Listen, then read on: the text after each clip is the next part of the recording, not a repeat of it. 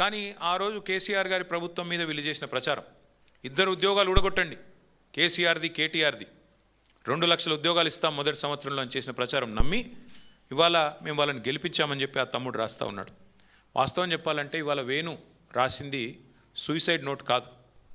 వేణు రాసింది కాంగ్రెస్ ప్రభుత్వ నిర్లక్ష్యానికి వ్యతిరేకంగా రాసిన ఒక ఛార్జ్ షీట్.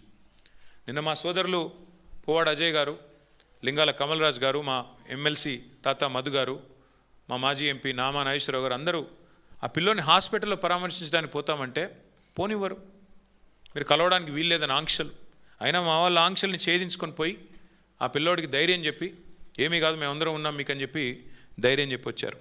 ఇవాళ వాస్తవం ఏంటి అంటే అశోక్ నగర్ నడి రోడ్లో రాహుల్ గాంధీ ఇచ్చిన మాటకి దిక్కులేదు. 2 లక్షల ఉద్యోగాలు మొదటి సంవత్సరంలోనే ఇస్తాం అని చెప్పిన రాహుల్ గాంధీ నేను అడుగుతా ఉన్నా ఈరోజు ఇక్కడ పిల్లలు ఆత్మహత్య యత్నానికి పాల్పడుతుంటే మీరు ఎక్కడ ఉన్నారు రాహుల్ గాంధీ అని అడుగుతా ఉన్నా. ఎందుకు రారు మీరు హైదరాబాద్కి, ఎందుకు రారు?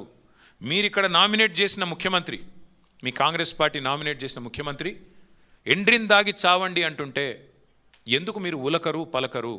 నేను నిన్న అడిగాను రాహుల్ గాంధీ గారిని, అయ్యా మీ ముఖ్యమంత్రి అడ్డగోలుగా మాట్లాడుతున్నాడు, ఎండ్రిన్ దాగి చావమంటాడు పోలీస్ అభ్యర్థుల్ని, మరి క్రిమినల్ వేస్ట్ అంటున్నాడు ఇంజనీరింగ్ విద్యార్థుల్ని, ఇది పద్ధతేనా?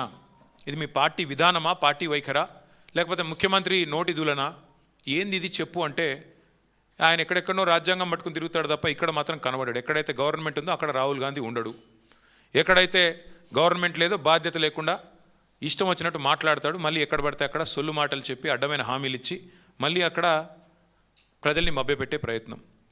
నేను ఇవాళ ఈ రాష్ట్రంలో ఉన్న బాధ్యులను కూడా అడుగుతా ఉన్నా, అధికారంలోకి రావడానికి ప్రగల్భాలు పలికి నిరుద్యోగ భృతి ఇస్తామని చెప్పి, అట్లాగే యువతకి ఇది ఇస్తాం అది ఇస్తాం, 10వ తరగతి పాస్ అయితే 10,000, 12వ తరగతి పాస్ అయితే 15,000, డిగ్రీ పాస్ అయితే 25,000, పోస్ట్ గ్రాడ్యుయేషన్ పాస్ అయితే 1,00,000 రూపాయలు, అట్లాగే మన పిహెచ్డి చేస్తే 5 లక్షలు అని చెప్పిన రేవంత్ రెడ్డి గారు, అని ప్రగల్భాలు పలికిన బట్టి విక్రమార్క గారు, మరి మీ సొంత నియోజకవర్గంలో నిరుద్యోగి ఉత్తరం రాస్తే ఏది మీ స్పందన?